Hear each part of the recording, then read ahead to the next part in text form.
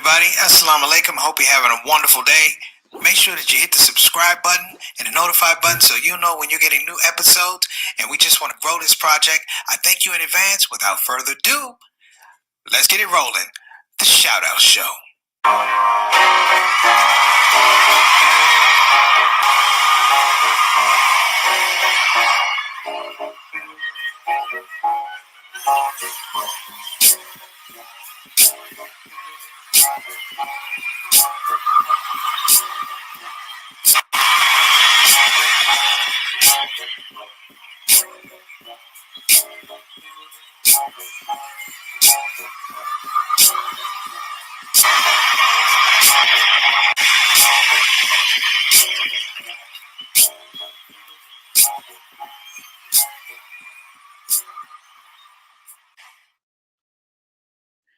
Assalamu alaikum warahmatullahi wabarakatuh, everybody. This is your brother, Preacher Moss, the host of the SOS, the Shout Out Show.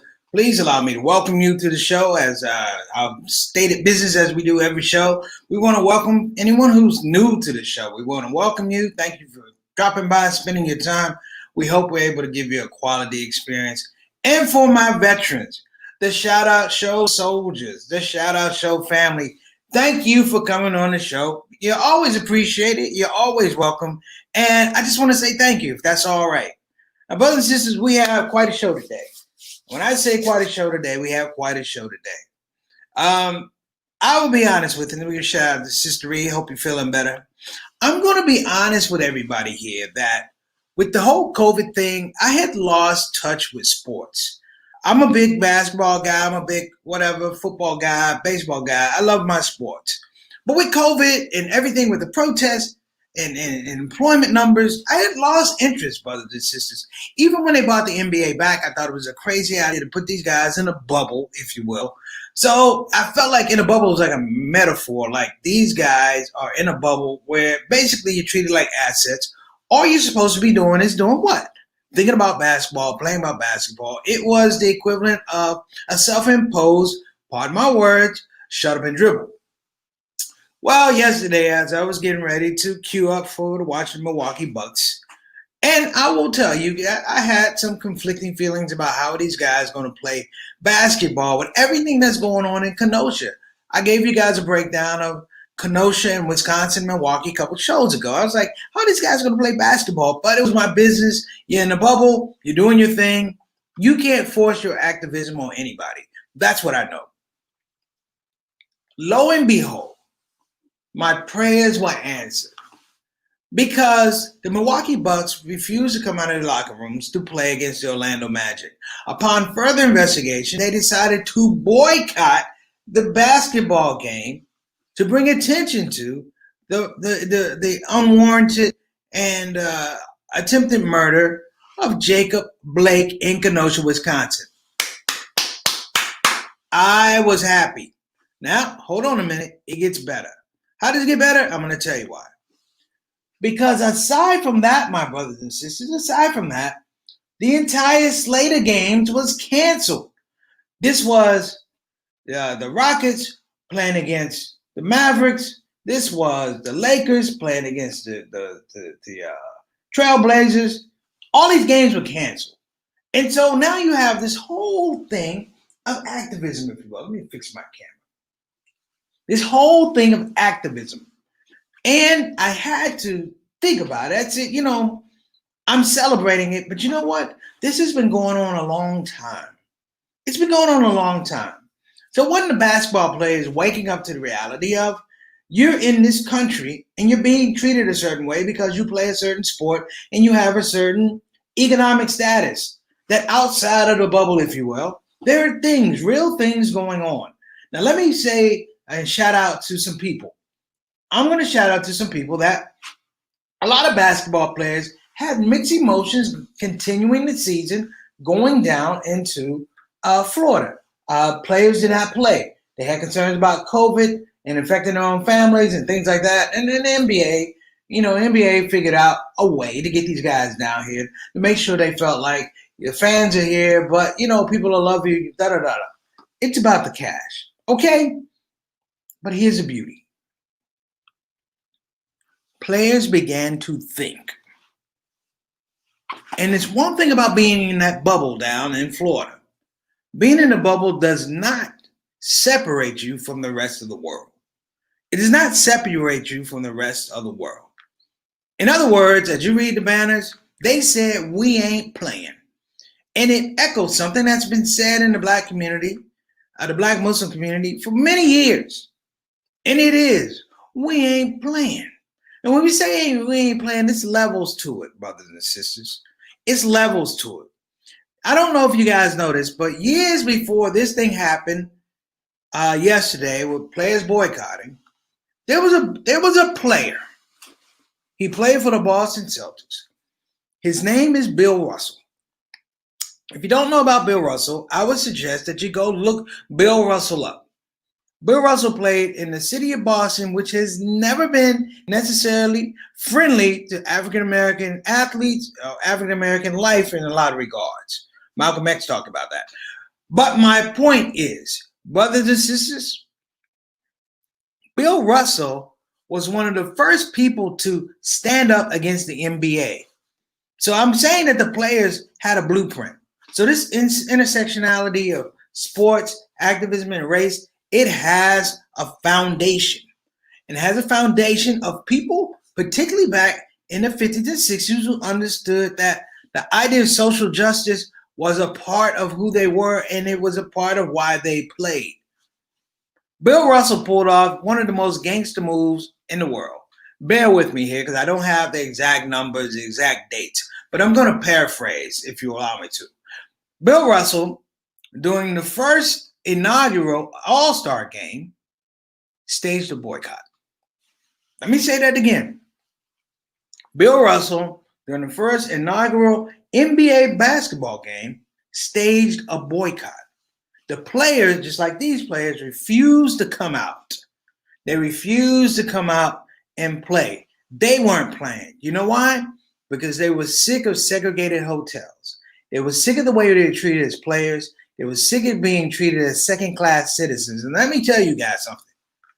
That time in the 60s with Bill Russell and those guys, you didn't have the laws that protect you. You didn't have the economic understanding, if you will.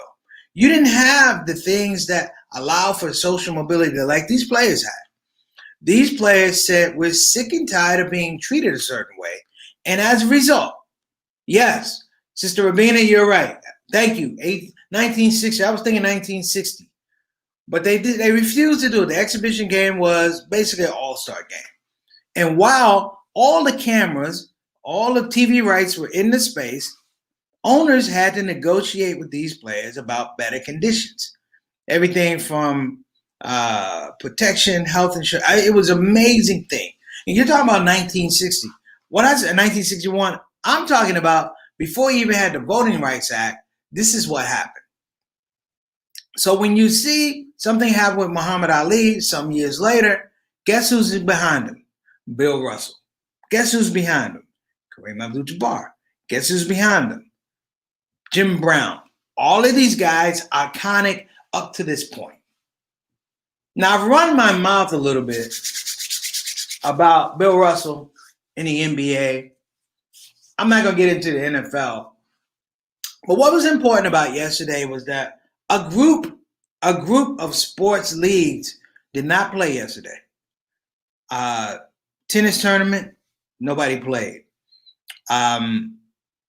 Major League Soccer, nobody played. Major League Baseball, nobody played. The only teams that played yesterday were National Hockey League. If my friend Darman Hines said the only thing black in hockey is the puck. That's an old joke, but it's still funny. So they played, and even an African American who plays at the National Hockey League expresses disdain for the fact that they were not aware or sensitive to the things that were going on. So I keep going back and back and back, and I have to say something.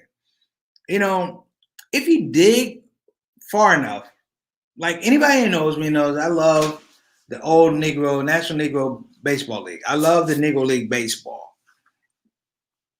So I wanted to share with you something, a little history about this whole idea of protests in sports. While men do it today, there's a woman seldom discussed, seldom recognized, seldom researched. And that woman was a blueprint for what you see today. Her name was Effa Manly. Effa Manly. And her husband, Abe Manly, and she owned the Newark Eagles, a Negro baseball team called the Newark Eagles. And what was interesting is that Effa Manly, from her position as husband, as wife to the husband that owned the team, she worked herself up to eventually being the person that ran the finances, marketing, and eventually picking players to play on the team. But that's not the point, brothers and sisters. She was a pioneer in Negro League baseball, but she was a pioneer using sports to fight for justice. Let me give you, brothers and sisters, a little context of how advanced this lady was, because just like I talked about Bill Russell in 1961 or 1960, thank you, Sister Rabina, again. This woman in 1934 was protesting for rights for Black people. And the story I'm going to tell you evidences a certain characteristics. Number one, she was not scared. Number two, she was strategic. Number three, she knew how to apply pressure in an intellectual way and definitely a financial way. Allow me to continue. Now, the first thing about Effa Manly that they will tell you, if you look her up, is that she was very, very light-skinned. She was high, not even high yellow. I mean, she was red bone, passed for white, mother passed for white. That doesn't matter. She could have used that to be in, of course, white society, but she married a Black man. She was a Black woman, married a Black man, and took up Black causes. Now, the thing that's interesting about Effa Manly is Effa Manly is a strategist. In 1934, women were not thought as strategists. I think in 1934, Black women still couldn't vote. You can check it, but I'm sure she still couldn't vote. But the beauty of Effa Manly is that she saw the design for equality if you were willing to put in the work for it, if you're willing to fight for it. What I love about Effa Manly is that she was a thinker. And I have to say, brothers and sisters, that the Negro Leagues back in the day were an amalgamation of teams that played one another, Negro Leagues that played one another because they couldn't play in Major League Baseball. That whole system in and of itself was developed. One, of a love of baseball, but number two, the denial to play baseball with other teams. They could do exhibition with pro teams, but they couldn't play in Major League Baseball. That said, this woman used the stage of being, I want to say associated, but running in many regards, some of the day-to-day operations of the Newark Eagles, and she used it as a device for social justice. I give you the case in point. She took up the cause of young Black women who were not able to be hired at a white shop downtown. Yeah, she said, this is not right. These young women were buying products in these stores, but the stores are not hiring them as employees. Amazing. Let me give a shout out to Sister Aika. Waalaikumsalam warahmatullahi wabarakatuh. Yes, from Indonesia. But the beauty of Sister Manly, if you will, is she was a thinker. I tend to think maybe it rubbed off on some of these players because she took a strategy. Number one, and this one strategy was meant to show people that you're not as strong as you think you are. She went to the people of this particular department store and said, you need to be hiring these young Black women in your store because, you're downtown, you're taking our resources, you need to give something back. Of course, she was rejected. She was summarily rejected. Get out of here, all that type of stuff. But here comes the beautiful part. She decided, brothers and sisters, that I'm not going to go away. I'm going to make a case. I'm going to make a case, number one, for rights, morality, but also going to make a case to hurt your pocketbook. Sister Manly decided with the help of several ministers and church people and like-minded individuals, that they would collect the receipts for 2 weeks from this store. They collected the receipts from 2 weeks from this store. And then she went into the management and showed them that the majority of sales that were coming in your store were coming from the same black women that you wouldn't hire. And of course, the store bucked. They didn't want it, but eventually they relented. They just wanted to say we didn't partake of discriminatory practices, and they hired black women. I think the slogan was, we won't shop where we won't work. We won't shop where we won't work. Brilliant. In 34. Why am I bringing this up? Number one, because it was 1934. You still had institutional racism. It was legal. You had Jim Crow. You had segregation. You had all of these things. And a black woman, comes up with the design, if you will, to confront injustice, racial injustice, in a time where racism was just a way of life. There were no protests, brothers and sisters. There was no Black Lives Matter, brothers and sisters. There was barely an NAACP, brothers and sisters. There was no court. There was no SNCC. It was this one woman under the auspices of baseball who found a pathway to support humanity, to bring back dignity to young black women. And let me continue. She continued to do it for young black men, particularly the men on her team. This is a woman who revolutionized all of the Negro League baseball team because it was a shambles. It was a cadre of numbers runners and hustlers and whatever. But she organized them until they were a situation where they made money. And that organization, making money, being organized, being in a lean, trim, organizing structure, it allowed, brothers and sisters, for who? Your Jackie Robinsons, your Larry Dobies, who actually played on the Newark Eagles, and of course Satchel Paige. Now my question is, this is 1934. We are in 2020. We have every technology that they did not have. She achieved these things with no social media. There was no Twitter. There was no Facebook. There was no email. There was no LinkedIn. There was none of that.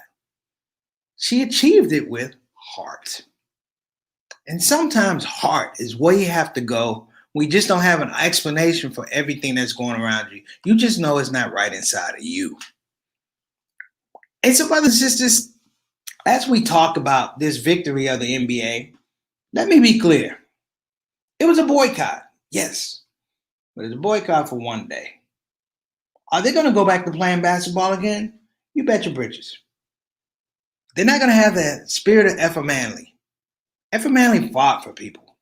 Effa Manly fought the world-renowned Branch Rickey, who actually brought in, who? Jackie Robinson. And why did she fight Branch Rickey? Because black players weren't getting paid enough. And she went back and forth with this man and said, hey, listen, I need you to pay these guys what they were. Now, let me give a shout out also to Miss Eleanor. Thank you for coming on the show. I can't see right now, but thank you so much for coming on the show. You know, I appreciate you. And sometimes I don't see everybody that gives a comment. So please forgive me. You know, I'm trying to work it out. But my point, brothers and sisters, why aren't we doing this? We sit around talking about Kenosha. Now, I gave a very impassioned speech about life for black folk in Wisconsin. A very impassioned speech about life for black folk in Wisconsin. Give a shout out. What's going on, sister? Sakina, appreciate you coming. Thank you. And that speech really came from a deep place that we can do this despite social media, despite all, because we have to have a return to heart. Now, I have to say something, and I hope it's not taken wrong, because I know everybody likes his sports. 2 teams opted to not play the rest of the season.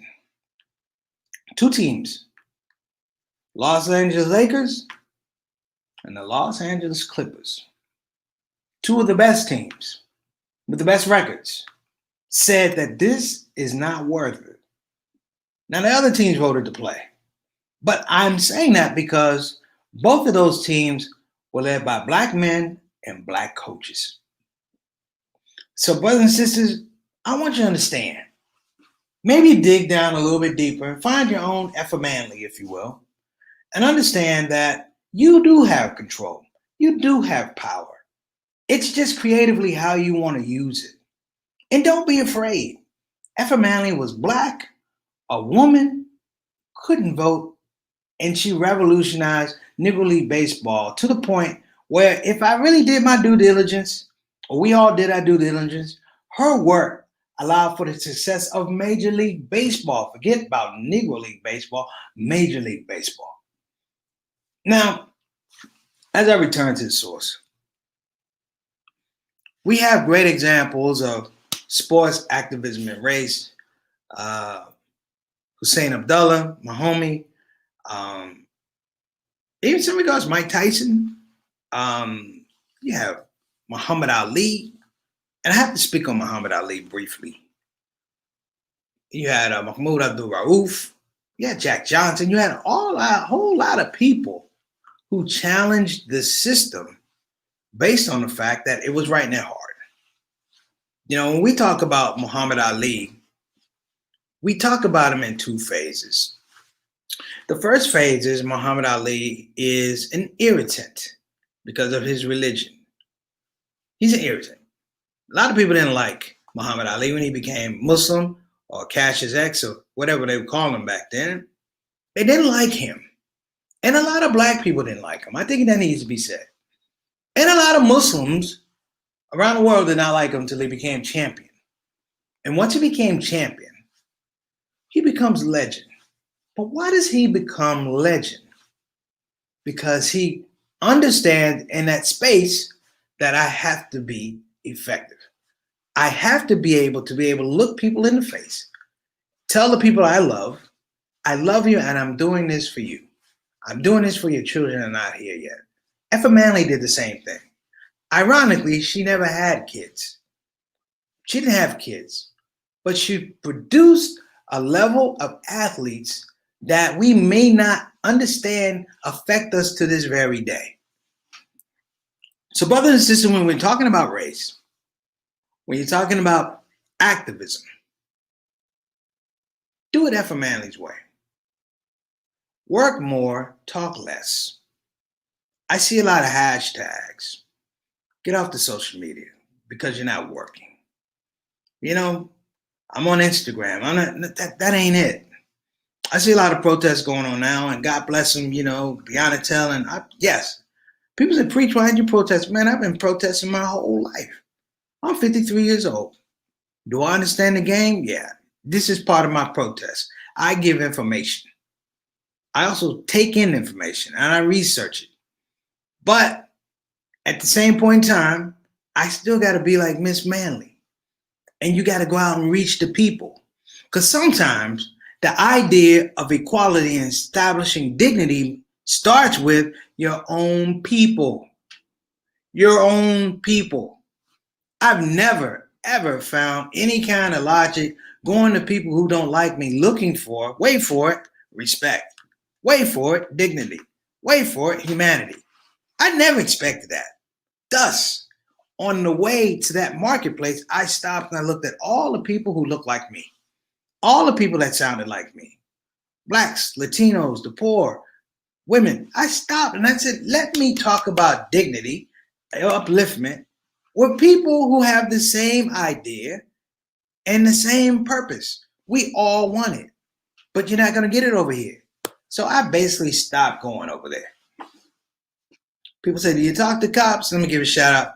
Miss Eleanor, what's going on? My sister, Miss Eleanor, beloved, thank you so much for tuning into the show. I'm only saying I was happy yesterday. You could tell I was exuberant, but the NFL didn't say anything. Now, brothers and sisters, most of you know my relationship with the NFL. But the NFL didn't say anything, which was odd. I didn't see any large scale, I'm with you, NBA, I'm with you, Major League Baseball, I'm with. Training camp went off as usual. Now, I know they're worried about having a season, but they're having a season, and the product that they put on the field, a large percentage of that product is what? It's African American. So I'm going to encourage all my African American athletes and the people who cheer for them, and the coaches who guided them, and the mothers and fathers who raised them, and the sisters and brothers who married them, to tell them, stand up, doggone it, and do your homework. Pull out your Effa Manly and do the darn thing, and stop playing around. So for this day, maybe I'm going to rename my show. Instead of the Shout Out Show, I'm going to call it, I'm going to shout out Effa Manly. Can I do that? It's my show. I should be able to do that. I'm going to shout out Effa Manly. And I'm going to shout her out because people don't shout her out. If you ever want to read a book, read a book. It's an amazing read. By the third chapter, you're going to say, this woman has lived an entire lifetime. But she didn't. And what's interesting, she didn't live it for her. She lived it for her players. And the idea that players who get to a certain level, that Jackie Robinson and all those folks, will look back at that door that was open for them and pull people along with them. In any march for justice, brothers and sisters, you don't march forward without stopping and pulling people forward. That's the problem with our protests. We just go and no, you got to stop. You got to pull people forward. You got to educate them about what this protest is going to be. Effa Manly in 1934 pulled off what should be considered a minor miracle. She boycotted a white business and brought them to their knees to the point where they hired black women as staff. Now, in 1934, people, there weren't a great amount of jobs for women, particularly black women. I'm going to be honest. Housewives, seamstress, prostitutes. That's what it was in 1934. Wife, that was it. So this woman refines that entire idea. She does it. There's no loss of life. No loss of property. None of that. She did it with logic. She showed them where their resources came from, where their revenue came from. Who does that in 1934? Very few people, but this woman, a black woman, did. So, brothers and sisters, I'm going to shout out my sister, Effa Manly. I'm going to shout out all the NBA players that came to their senses. Particularly shout out for George Hill. And I always shout out George. I try to shout out LeBron James, who's doing an amazing thing. So I'm going to figure that out. And I'm going to put a few things up here. I hope you guys don't mind. All right. So just think about that, if you will. I'd appreciate it. I want you guys to have an amazing show, amazing day. And thank you so much for tuning in. This is Preacher Moss, the Shout Out Show. Have an amazing day. Hey, everybody, this is your brother, Preacher Moss. Listen, I hope that you enjoyed your Shout Out Show experience. We'll be back with the next show, the next Shout Out Show. A simple ask before you go, please help your brother out. Click that subscribe button, click that notify button, and I'll see you again on this side of the microphone. You probably wonder what that smell is. That's me. I smell good. And the reason I smell good is because I use oils from Tarifa Tar. So I'm not saying you can't smell good. I'm not even saying you stink. I'm saying you have the opportunity to smell exquisite. Check out tarifatar.com for some of the best oils and scents in town.